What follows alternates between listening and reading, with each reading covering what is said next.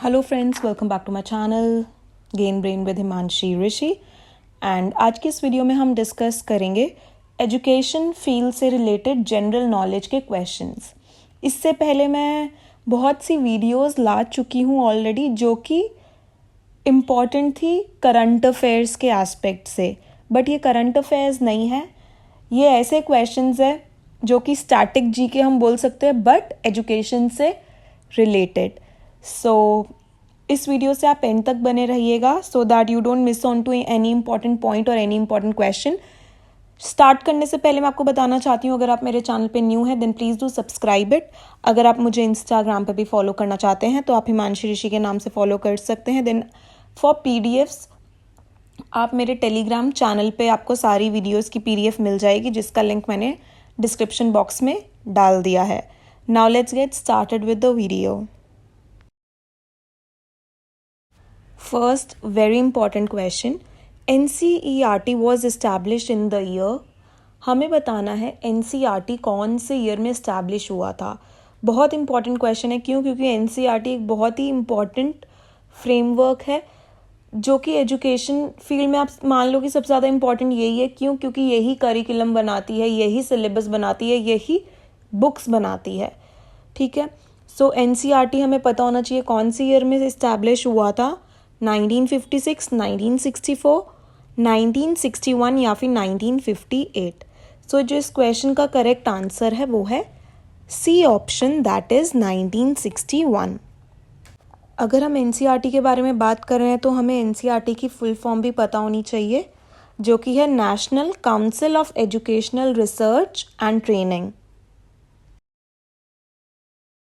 सो कुछ अब हम इम्पॉर्टेंट चीज़ें डिस्कस कर लेते हैं NCERT से रिलेटेड।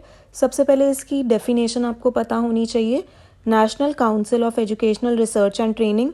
फिर ये कौन सी ईयर में इस्टेब्लिश हुआ? 1961 में। और इसके डायरेक्टर कौन है? डॉक्टर दिनेश प्रसाद सकलानी। और इसका हेडक्वार्टर कहाँ पे है? न्यू दिल्ली में। हाल ही में NCERT से एक बहुत ही इंपॉर्टेंट हमारा एजुकेशन से रिलेटेड करंट अफेयर बनता है। इस क्वेश्चन को खैर मैं अलग से ज़रूर डालूंगी वीडियो में, बट अभी मैं डिस्कस कर लेती हूँ क्योंकि हम NCERT को डिस्कस कर रहे हैं। सो अभी हाल ही में जुलाई अगस्त में NCERT ने एक 19 मेंबर्स की कमेटी फॉर्म करी है जिसके अंदर बहुत ही जाने माने क्या कहते हैं इनके मेंबर्स हैं। ठीक है, सो बेसिकली ये जो 19 लोगों की कमेटी इन्होंने बनाई है ये दोबारा से बुक्स को रिवाइज करेंगी क्लास 3 से 12 तक की। रिवाइज मतलब पहले सारी बुक्स देखेंगी NCERT की जो 3rd to 12th क्लास की बुक्स है, और अगर उन्हें लगता है कि ये चेंजेस करने लायक है इनमें तो वो कुछ चेंजेस भी करेंगी। तो ये अभी 19 मेंबर्स की न्यू कमेटी बनी है इसी ईयर में। तो ये एजुकेशन रिलेटेड ही करंट अफेयर है। Next question, operation blackboard was implemented to improve. I hope आपने ऑपरेशन ब्लैक बोर्ड के बारे में सुना होगा। अगर आप टीचिंग एग्ज़ाम के बारे में तैयारी कर रहे हो तो ऐसा मैं मान के चलती हूँ कि ऑब्वियसली आपने CTET वगैरह ये सब क्लियर कर ही रखा होगा। सो इसके अंदर शायद आपने पढ़ा हो ऑपरेशन ब्लैक बोर्ड के बारे में। सो हमें बताना है ऑपरेशन ब्लैक बोर्ड ये इम्प्लीमेंट जो किया गया था ये किस एजुकेशन को इम्प्रूव करने के लिए किया गया था? Secondary education, primary education, teacher education या फिर एलिमेंट्री एजुकेशन। सो जो इस क्वेश्चन का करेक्ट आंसर रहने वाला है वो रहने वाला है option number B, that is primary education. So जो ऑपरेशन ब्लैक बोर्ड का मेन मकसद था वो था कि प्राइमरी एजुकेशन की जो पढ़ाई है उसको और बेहतर या फिर इम्प्रूव कर सके। When the Operation Blackboard started, operation blackboard के बारे में अभी हमने बात करी थी। कौन से ईयर में स्टार्ट हुआ था वो हमें बताना है। 1985, 1987, 1989 या फिर 1990। सो जो इस क्वेश्चन का करेक्ट आंसर है वो है option B, that is 1987। So yes, 1987 में ऑपरेशन ब्लैक बोर्ड स्टार्ट हुआ था। थोड़ा बहुत ये ऑपरेशन ब्लैक बोर्ड है क्या इसके बारे में भी जान लेते हैं। तो जैसा कि मैंने आपको बताया ये बेसिकली जो फोकस करता है ये फोकस करता है प्राइमरी एजुकेशन के ऊपर। और प्राइमरी एजुकेशन में भी देखा जाए तो गर्ल्स की एजुकेशन पे ये ज़्यादा फोकस करता है। क्यों? क्योंकि ये जो सपना है हमारे भारत का यूनिवर्सल एजुकेशन का, मतलब कि हर एक बच्चे को एजुकेशन मिल सके, पहुंच सके उन तक, तो ये उसको पूरा करने के लिए अब ऑपरेशन ब्लैक बोर्ड के अंदर काफ़ी चीज़ें आ जाती है, जैसे कि ये जो प्राइमरी सेक्शन के अंदर बॉयज़ का गर्ल्स के अलग वॉशरूम्स हो, प्रॉपरली क्लास में टेबल्स हो, बेंचेस हो, ठीक सी बिल्डिंग हो जहाँ पे क्लासेस कंडक्ट करी जा सके। सो बेसिकली ये एम था, बट ये एम था किस लेवल के लिए? मेन इम्पॉर्टेंट ये है प्राइमरी एजुकेशन के लिए। The idea of 4 pillars of education was suggested by, सो ये एक आइडिया है 4 पिलर्स ऑफ एजुकेशन, हमारे एजुकेशन के 4 पिलर्स कहे जाते हैं। सो ये आइडिया किसका है? अभी हम ये भी डिस्कस करेंगे कि ये 4 पिलर्स है क्या। सो इस क्वेश्चन में बस यही पूछा है कि ये जो 4 पिलर्स ऑफ एजुकेशन, ये जो आइडिया है ये किसके द्वारा दिया गया है? यूनिसेफ, यूनेस्को, यूजीसी या फिर नन, मतलब इनमें से कोई भी नहीं। सो जो इस क्वेश्चन का करेक्ट आंसर है वो है option B, that is UNESCO. UNESCO द्वारा ये 4 पिलर्स ऑफ एजुकेशन का आइडिया दिया गया है।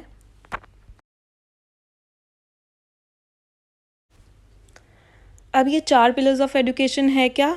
सबसे पहले तो ये 4 पिलर्स ऑफ एजुकेशन, ये लॉन्च, ये आइडिया कब इंट्रोड्यूस हुआ था? ठीक है, सो ये 1996 में इंट्रोड्यूस हुआ था। किसके द्वारा? यूनेस्को द्वारा। अब इम्पॉर्टेंट चीज़ ये है कि 4 पिलर्स ऑफ एजुकेशन है क्या?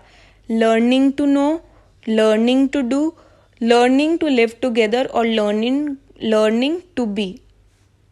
अब बेसिकली इजी लैंग्वेज में चारों आइडियाज़ आपसे पूछे जाएंगे नहीं कि ये है क्या, बट लर्निंग टू नो का क्या मतलब है कि आप कोई चीज़ पढ़ रहे हो, आप नो का क्या मतलब होता है? जानना। तो आप उन चीज़ों को पढ़ के नई चीज़ों के बारे में जान सको।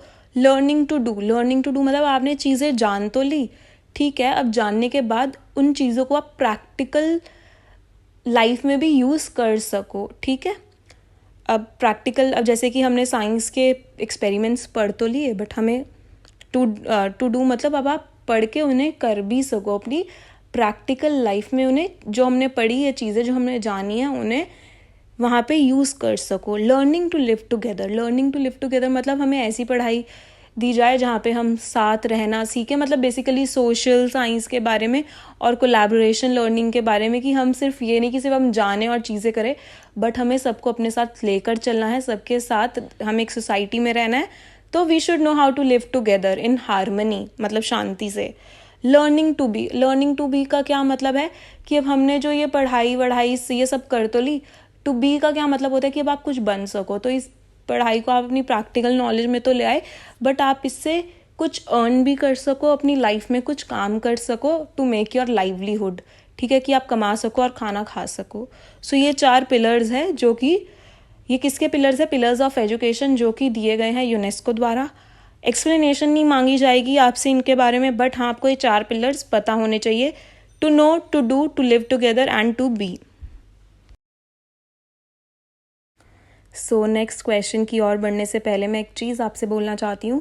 सबसे पहले तो thank you so very much कि आप मेरी वीडियोस को इतना अप्रिशिएट कर रहे हैं, अपना टाइम स्पेंड करके कमेंट्स में आप मुझे बता रहे हैं कि आपको वीडियोस कैसी लगी, एंड सजेशंस भी दे रहे हैं जिन्हें मैं यूज़ करने की भी कोशिश कर रही हूँ। सो बहुत लोगों के कमेंट्स थे कि मैं जनरल इस पे भी लेकर आऊँ, एजुकेशनल जीके पे लेकर आऊँ। सो इसका ये फर्स्ट पार्ट है इस सीरीज़ का। अगेन आप मुझे बताना कि आपको ये पार्ट आज कैसा लगा, फिर मैं एक और पार्ट इसके ऊपर लेकर आऊँगी। एंड अगर आप मेरे चैनल पे न्यू हैं, अगर आपको वीडियो पसंद आती है तो लाइक करिएगा, एंड इस वीडियो को ज़्यादा से ज़्यादा शेयर करिएगा एंड सब्सक्राइब करिएगा चैनल को। मोर ओवर, इससे पहले मेरी एक सीरीज़ चल रही है एजुकेशन करंट अफेयर्स पे, अगर आपने वो नहीं देखे हैं, क्योंकि वो भी एग्ज़ाम पर्पज़ के लिए काफ़ी यूज़फुल हैं वो सारी वीडियोज़, तो उनकी मैंने एक प्लेलिस्ट बना रखी है। सो उसका लिंक मैंने डिस्क्रिप्शन बॉक्स पे डाल दिया है। मोर ओवर, अगर आपको इन सब की PDF चाहिए तो उसके लिए आप मेरा टेलीग्राम का चैनल ज्वाइन कर सकते हैं, जिसका अगेन लिंक मैंने डिस्क्रिप्शन बॉक्स में डाल दिया है। Now moving on to the next question. Which article of the Indian Constitution provides universal free education up to age 14।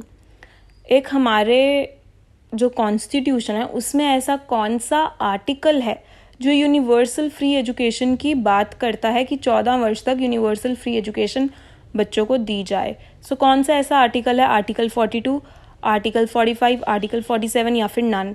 सो जो इस क्वेश्चन का करेक्ट आंसर है वो है option B, that is article 45।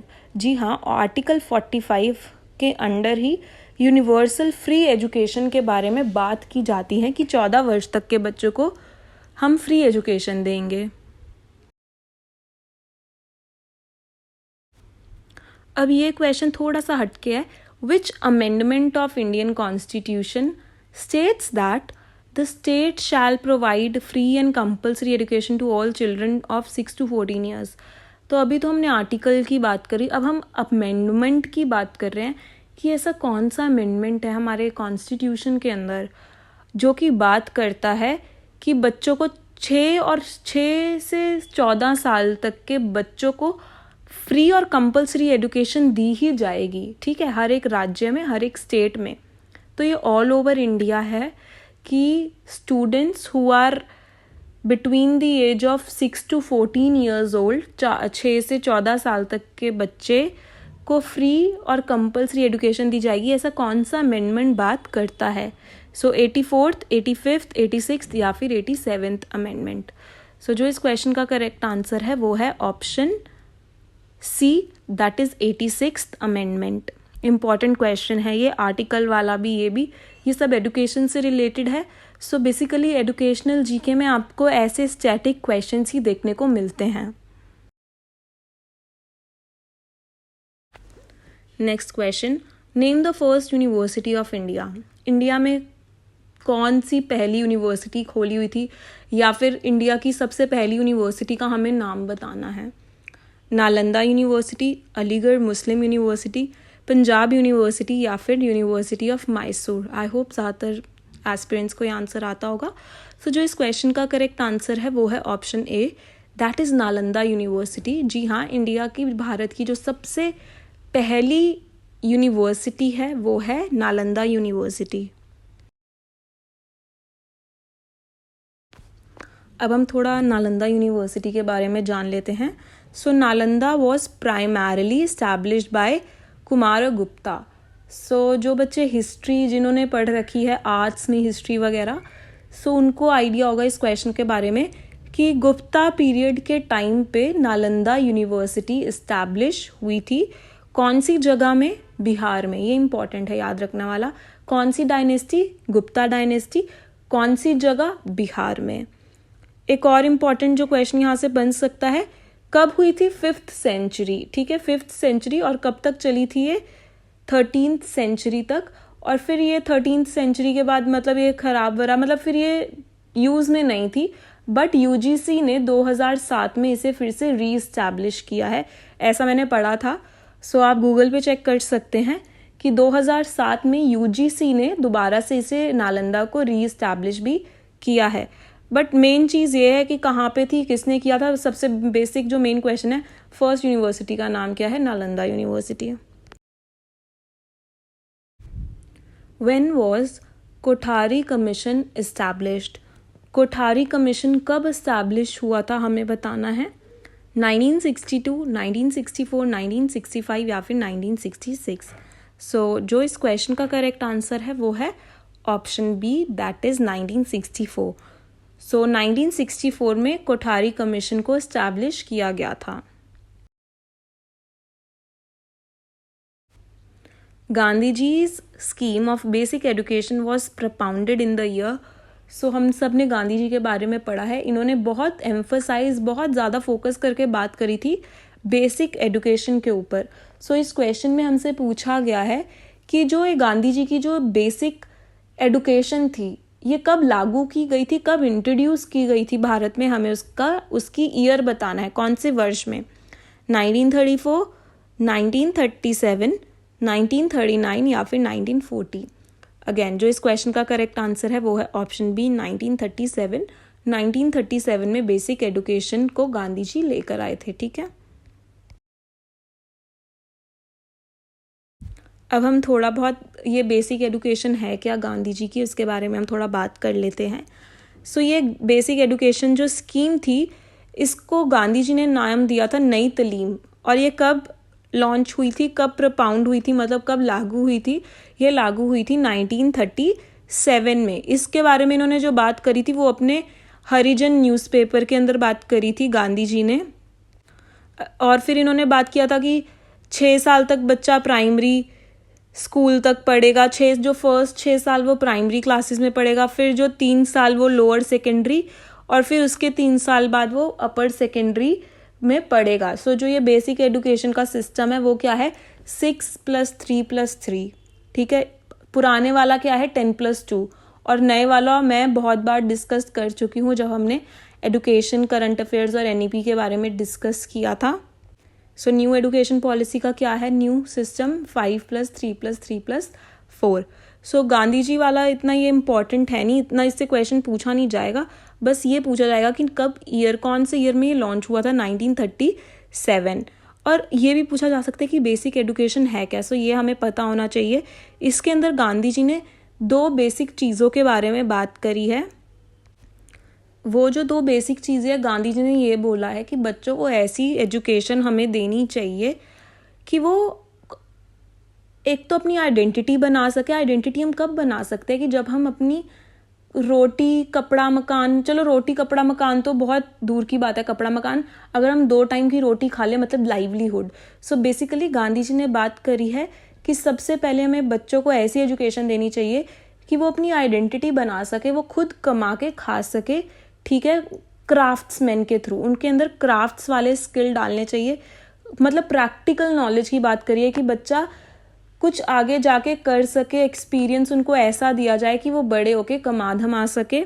और फिर दूसरी उन्होंने जो बात करी है, अगेन सिर्फ यही नहीं कि बच्चों को सिर्फ कमाने के लिए हम पढ़ाए कि वो अपने पैरों पे खड़े हो जाएं, और दूसरी जो उन्होंने बात करी है, जो मेन चीज़ है वो है गुड सिटीजनशिप पे।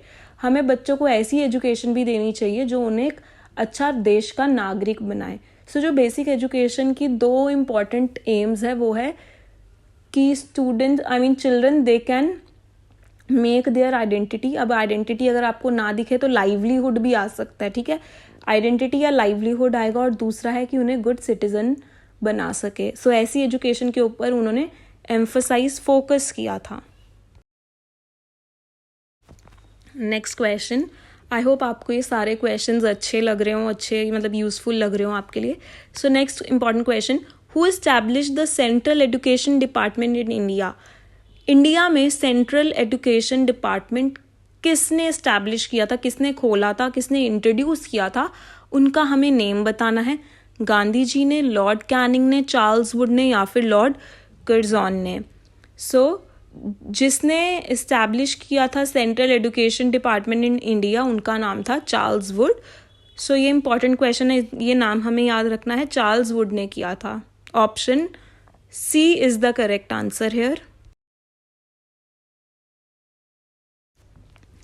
NCTE was established by an act of parliament in। NCTE है क्या? NCTE की फुल फॉर्म है national council for teacher education.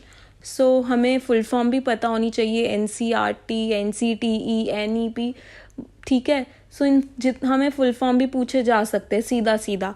So NCTE की क्या फुल फॉर्म है? National council for teacher education. इस क्वेश्चन में हमसे पूछा गया है कि ये इस्टेब्लिश कब हुआ था, कौन से ईयर में हुआ था? 1994, 995, 996 या फिर 2000।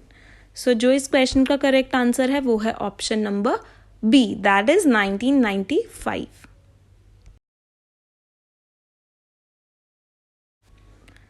नेक्स्ट क्वेश्चन इंपॉर्टेंट क्वेश्चन है ये। National curriculum framework for teacher education in India 2009 was developed by. So NCF के बारे में आपने सुना होगा, बट इसके अंदर आप सबने ज़्यादातर सुना होगा NCF 2005, बट इसके अंदर जो बात कर रहे हैं NCF 2009 की बात कर रहे हैं, जो कि टीचर एजुकेशन से रिलेटेड था, ठीक है। साफ साफ लिखा है national curriculum framework for teacher education 2009 में जो लॉन्च हुआ था, डेवलप किया गया था, ये किसके द्वारा किया था? सो जो NCF 2005 की हम बात करते हैं ना, वो NCERT ने डेवलप किया है। और ये वाला जो टीचर एडुकेशन का है ये किसने किया है, चलो ऑप्शंस देखते हैं। NCERT, NAAC, NCTE या फिर नन, इनमें से कोई भी नहीं। सो जो इस क्वेश्चन का करेक्ट आंसर है वो है NCTE। सो अभी मैंने आपको ऊपर बताया था NCTE के बारे में। NCTE है क्या, national council for teacher education. तो ये जो NCF है ये टीचर एडुकेशन से ही रिलेटेड है। सो ये NCTE द्वारा लागू मतलब इंट्रोड्यूस किया गया था, डेवलप किया गया था। सो आज की इस वीडियो में इतना ही था। आई होप आपको ये वीडियो अच्छी लगी हो। ज़रूर बताइएगा कि कमेंट सेक्शन में आपको आज की ये वीडियो कैसी लगी, कैसे क्वेश्चंस लगे। पसंद आई हो तो ज़रूर लाइक करिएगा, औरों के साथ शेयर करिएगा। चैनल पे न्यू हैं तो सब्सक्राइब करिएगा। Thank you so much for watching the video. Have a great day.